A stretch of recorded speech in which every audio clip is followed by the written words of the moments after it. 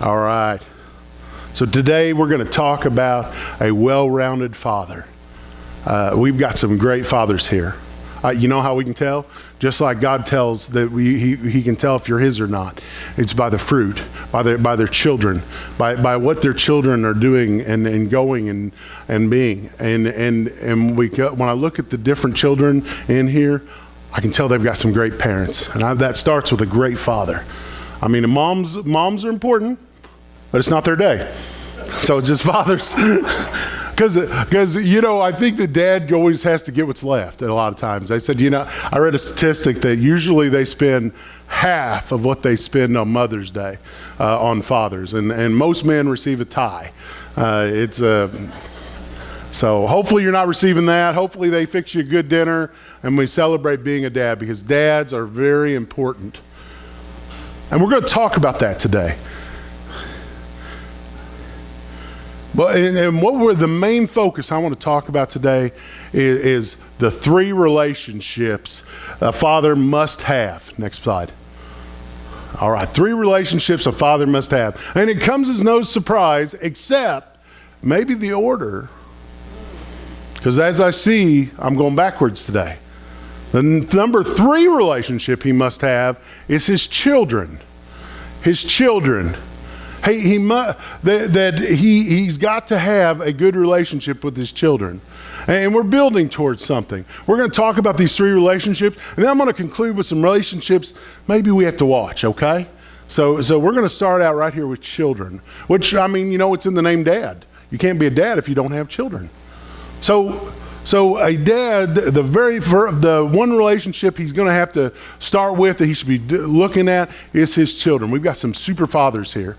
We've got some fathers that that sacrifice a lot to make sure that they make games and take care of their family. I don't know if y'all remember, we preached a sermon. It says that a man who won't take care of his house is worse than an unbeliever. He's worse than an unbeliever. He must provide for his house. So that's a big weight on him. But we, as I said, relationships are just as important with that. All right, so his children. Let's look at this verse. Ephesians 6:4 says, "Fathers, do not provoke your children to anger by the way you treat them. Rather, bring them up in the discipline and instruction that comes from the Lord." So the first word of advice that the Bible has for us as fathers, I think everybody kind of feels like they're not doing it well, is that when we are dealing with our children, it's not ours to provoke them with anger. I was just talking this week, and I was talking to one of my nurses, and her husband and his dad got into it. And this dad had always picked on her husband as he was smaller. He was a smaller guy, and her husband's 6'3", and he always was running him down and everything else. And to kind of keep control of him, he had a house that was out in front of their farm, and he let them live there. But he was always talking down to her husband, and they had enough, and they moved off. They moved into their first new house away from everybody, and they're together. And as fathers, we have to make sure that we're not overly provoking our children. There's discipline and then there's provoking them. Keep first things first. A child should learn how to be well behaved in public. A child should not be picked on in their home. And by picked on, making things that aren't that important kind of seem important. Don't provoke them. We want to see good relationships between children and their dad. We want to see people like back there, Lynette and Gary, that they can sit together like that. Right? We want people to be able to be close. I get it. Working with your dad's the hardest thing in the world. They have opinions. And they're not used to, or they're not privy to this new information that we've had.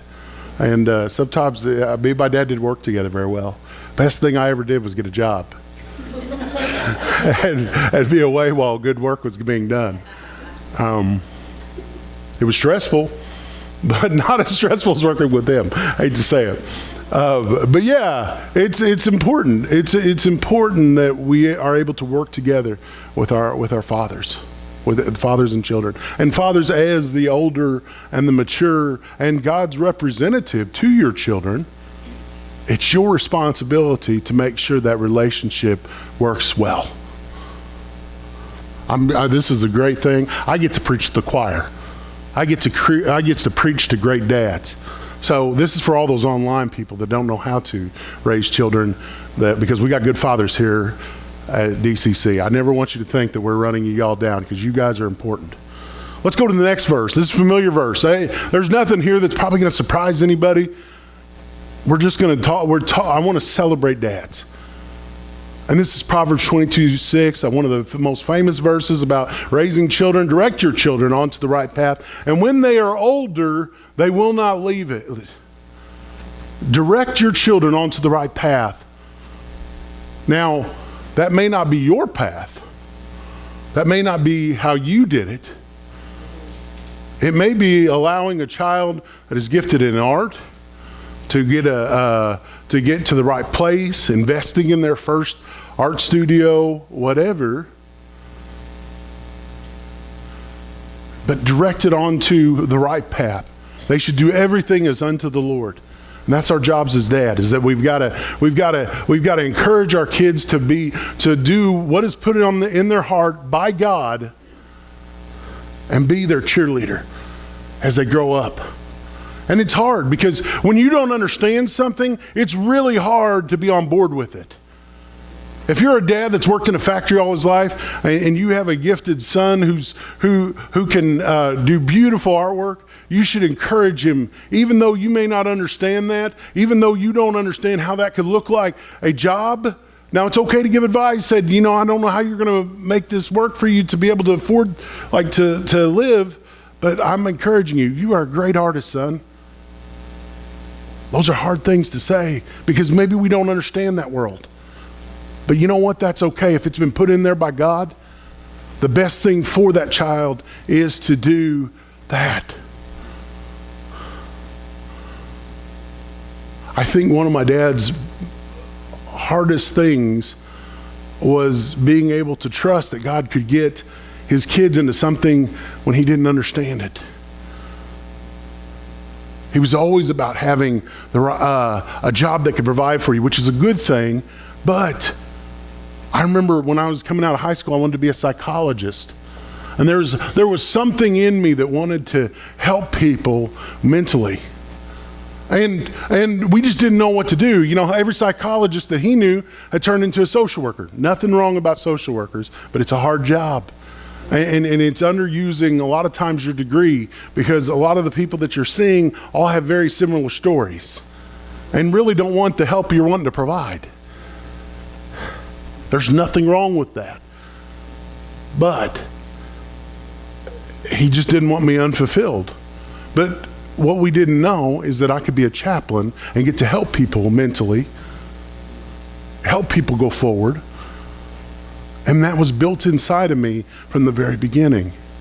But I went and got a business degree, and I was miserable. I'm miserable.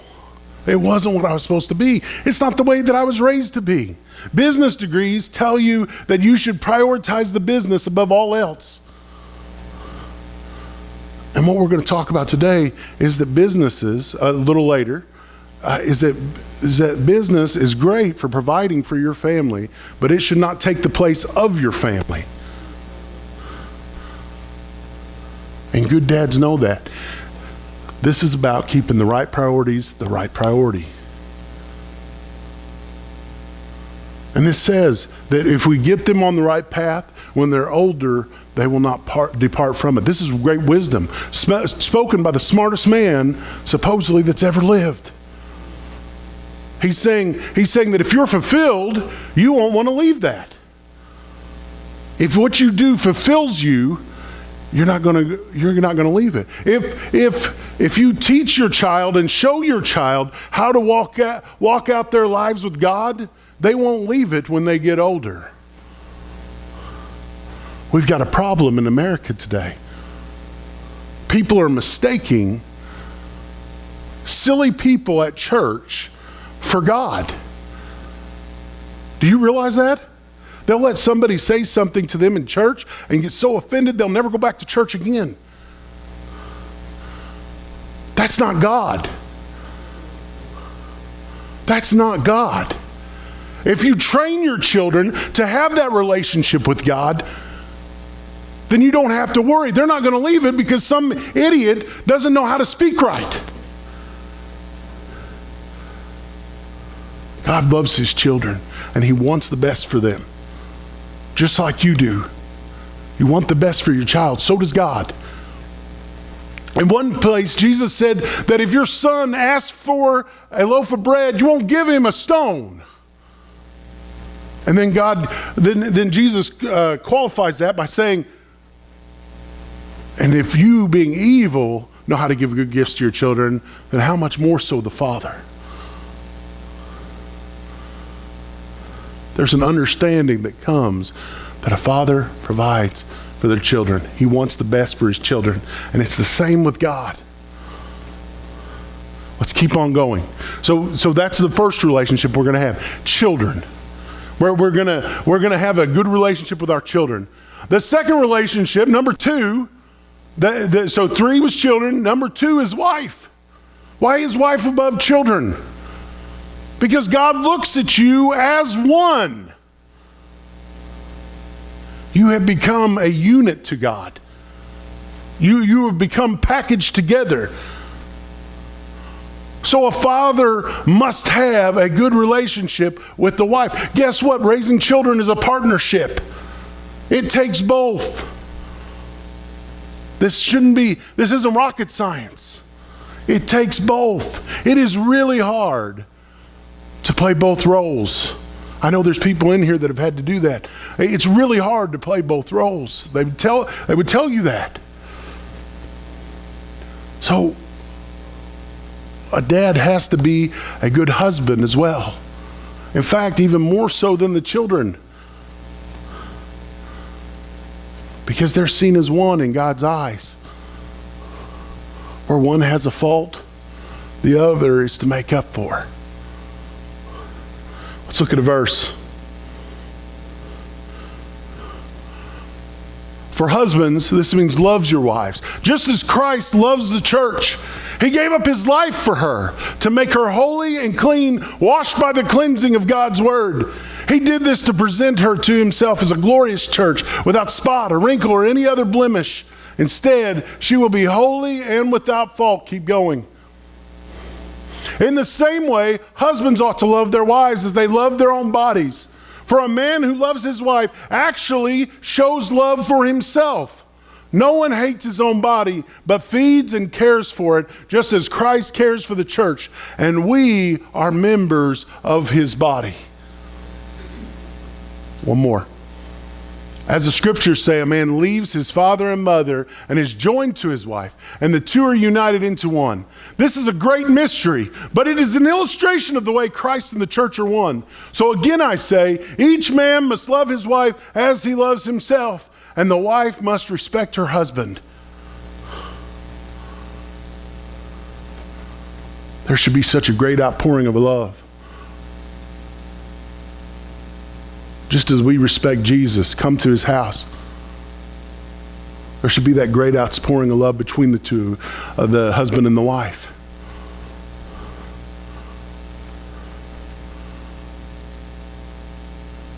Is there? That's what we have to ask ourselves, and if not, why? Did one party miss it or did the other? Jesus sacrificed himself. Now listen to me. Jesus sacrificed himself on the cross while people were turning against him. The very church he was dying for was cheering for his death. Did you realize that? The very people that celebrated him cheered for his death, and he still went and died for them. For every one of them. Why do we know this? He said, forgive them, Father, they don't know what they're doing. He sacrificed himself. So husbands, when you're doing something for the betterment of your family, and you know your wife's not quite on board with it, but you know in your heart of hearts that you're doing it to better the family, stick with it. If God's with it, there'll come a day when everybody understands.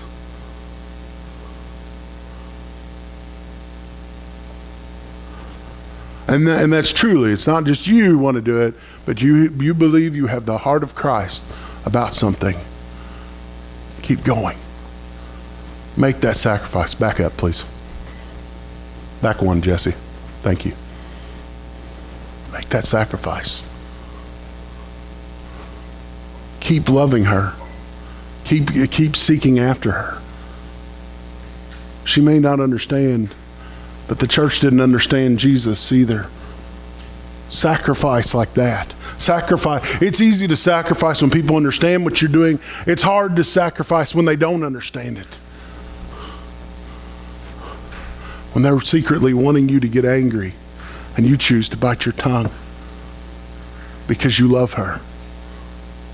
Guys, be that kind of sacrifice. It's hard. It really is hard. It's hard not to. I had to be trained on how not to respond to everything that people say to me when I'm in a room. To not take that bait when they're trying to rage bait me. It's hard, trust me. It took a while. It's taken. I just finished year 5 at the hospital. It's probably taken at least till year 3 before I could do this somewhat successfully. It is really hard not to answer everything that people say to you that's stupid.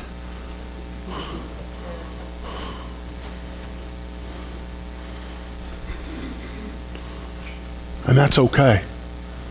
It's okay not to win every time in the arena of a relationship.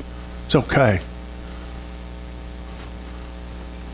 Love her as Christ loved the church.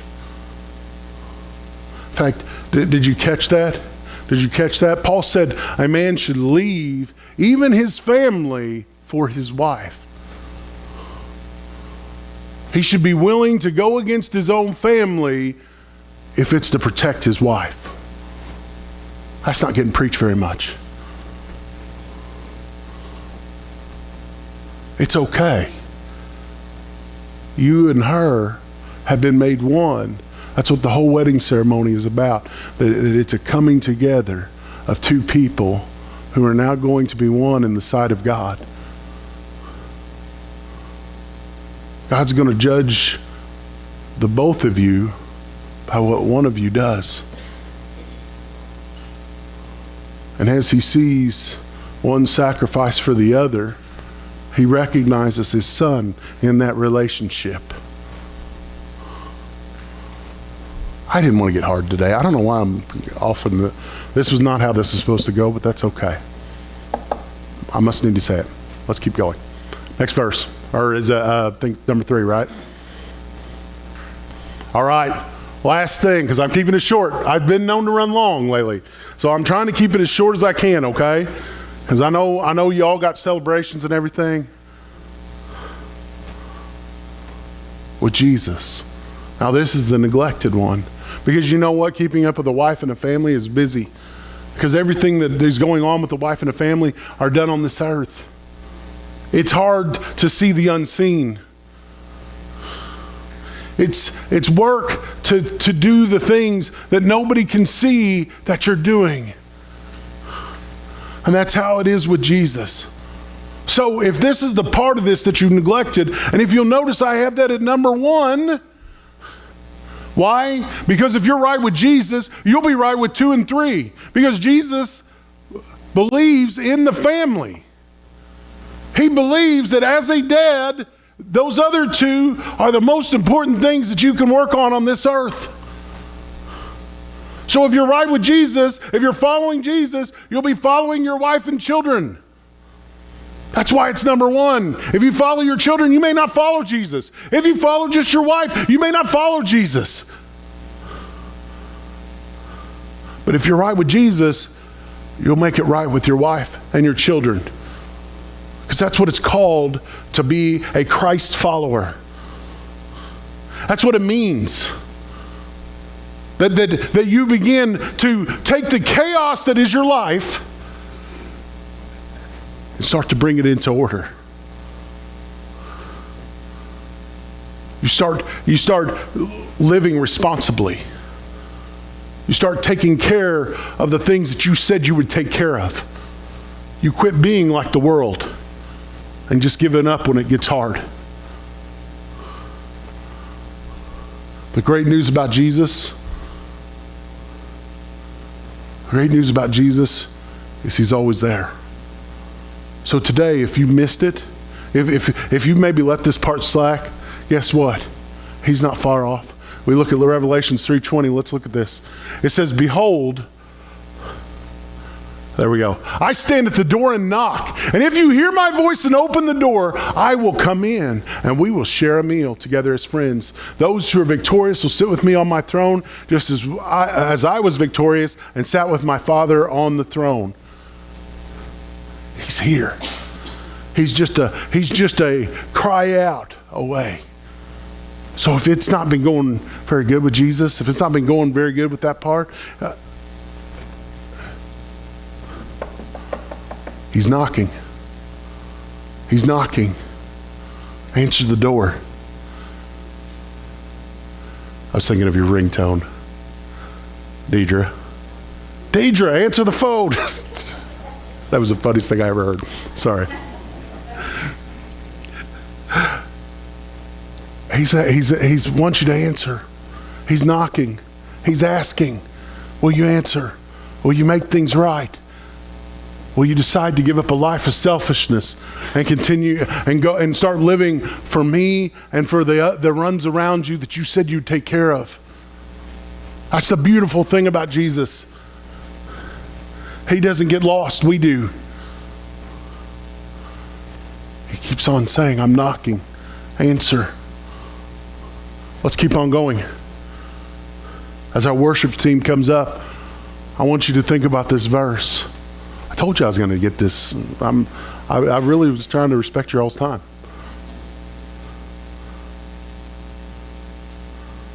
Galatians 2:20 through 21. It says, my old self has been crucified with Christ. It is no longer I who live, but Christ who lives in me. So I live in this earthly body by trusting in the Son of God, who loved me and gave himself for me. I do not treat the grace of God as meaningless, for if keeping the law can make us right with God, then there was no need for Christ to die. It is no longer I who live.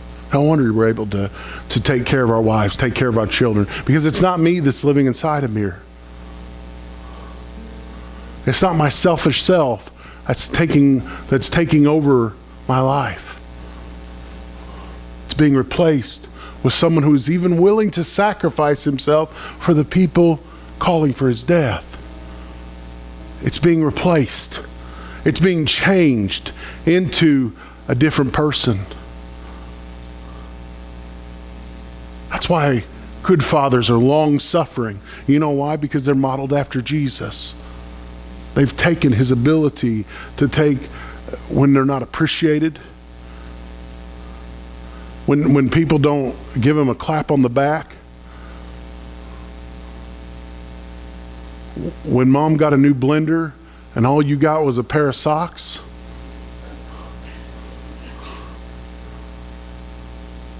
He's able to take that stuff and smile and say, thank you, it's exactly what I wanted. Although I will say, I would think of socks actually means a lot more as you get older. It's nice to have ones that don't have holes in the toes. Anyways, sorry, there's an aside. But yeah, we take on the nature of Jesus, and he gives us the ability to be the father in those situations, to be the husband in those situations. Thank you, fathers, husbands. Thank you for putting on Christ-likeness and sacrificing for your families today. We want to end with a blessing. It's a different song that God gave. Okay. I may have to help Jesse with that, so let me just step back here. It's okay. I don't even think Yep. I don't think Yep. we've got the words. You're good. Okay. This is a song. Just God gave me, fits the message today. So. There's a God above, he's sitting throned in glory, and on his right hand sits his one and only Son. He's calling you to be part of his story. Just take his hand, the battle's done, been won. Your price was paid, it's finished, it is done. Rise up, ye men of God, a war is in the land, it's a fight.